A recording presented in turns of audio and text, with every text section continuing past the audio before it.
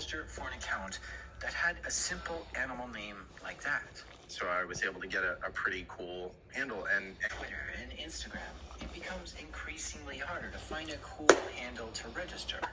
So an animal as the handle, Neil suspects a lot of these requests weren't legitimate, and that people were trying to scam him out of an account, act like buyers, but then just take it and not give him any money.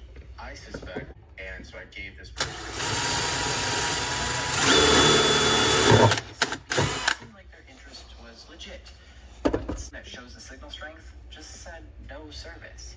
He couldn't make a call. He couldn't get data over the network. It was like his phone had been disconnected. It was really bewildering. You know, at first, one of the least used apps on this device, and yet weird. You're no longer able to get data or make calls when away from home, or if there was an emergency when he was out. Yes, then, why does my phone have this? That was really unnerving. At that moment, he realized someone hacked his phone. But how'd they do it? Well, inside all phones is a little removable card with circuitry on it. These are called SIM cards. And this SIM card is what activates your phone, and they'll tie that to your phone number. And when you go to switch phones, or if you lose your phone, you've got to tell the cell provider to use this new phone with your phone number. And so the phone number gets tied to that. And would it be if someone took your phone number? Well, really bad, actually. Phone numbers are often used as a backup recovery method or a way to identify us. To start, what if you lose the password to your email address? It's not like they can email you a recovery link or something, since you can't read emails. So often email providers will store your phone number in case his Gmail account. They got the text to confirm their identity and reset the password. But once you're in someone's email account, it's all downhill from there, since they'll likely send you an email to change the password. They got into Twitter, they got into Instagram. Can you imagine how scary and frustrating this must have felt? To lose your phone number, to be locked out of your email, Twitter, and Instagram? When you don't swap him to go after his money. Because something I've seen quite commonly is that have a lot of Bitcoin. Because if you can get into someone's Bitcoin account, you can quickly transfer everything out, and there's no way to undo that. Motive for whoever hacked into his phone. But Miles was lucky because he was a web designer and socialized with other people in tech and had of what had happened. Since they knew Miles personally, they were able to turn back the clock on his accounts. They reset them to receipts for things you bought online, your taxes maybe.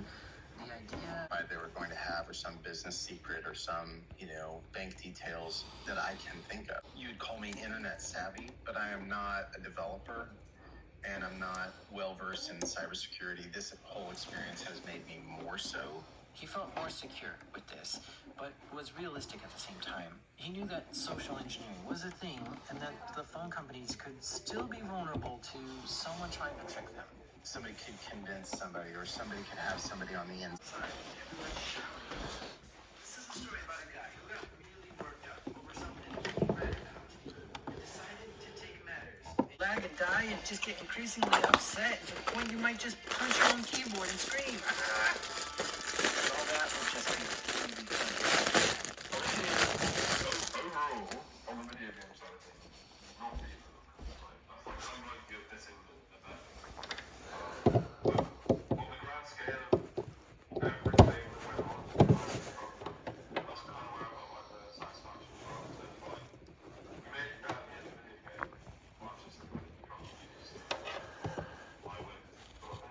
This was cool, but it still required people to click that link to get their IP, and not everyone would click it. So we thought of ways to do this.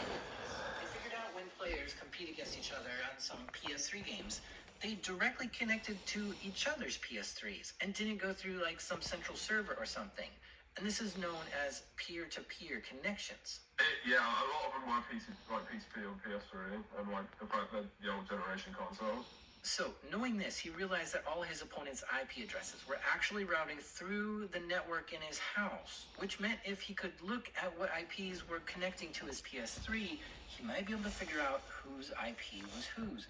So he unplugs his PS3, plugs it into a computer to be in line of the PS3, which could then sniff all the traffic that was going through it, and then he'd watch all the IP addresses connecting to his PS3 in the game.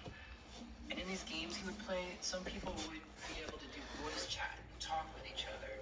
So he would do clever things like mute everyone except the one person he wanted to know their IP. If you mute everyone else but one person, there's a significantly more amount of traffic coming from one person who didn't target his IP address because their mic's on. Clever kid, huh? Because with this, he could start matching in-game names to the IP addresses, since that person talking simply had more traffic coming over than any other IPs. And when you're a 14-year-old kid doing this kind of stuff, friends think it's funny. And when you're just learning from things like YouTube tutorials and stuff, there's not always a warning telling you not to do it. It just seems normal. It was just totally okay to do everything I was doing. There was no like it was legal or anything like that this time. Well, have we gotten into anything illegal yet? Well, doing people offline is illegal. How so? Well, because you're disconnecting them. You're DOSing them. DOS is illegal under the Misuse Computers Act. Cam spent a lot of time playing PlayStation. There was this Why the fact is considered like they're paying for that and that sort of thing. But I had a whole speech from my mum about why I shouldn't do it. But my mother didn't really understand it, so she kind of just said like, solves that problem. Yes, it generates even more.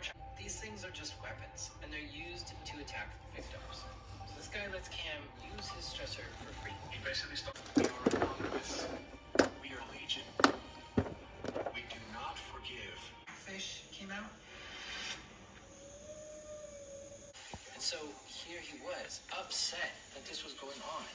And in his hands, And then that stressor, and then because I have this power of two stressors, get the third stressor, and then just move forward like that. So I have like 10 accounts.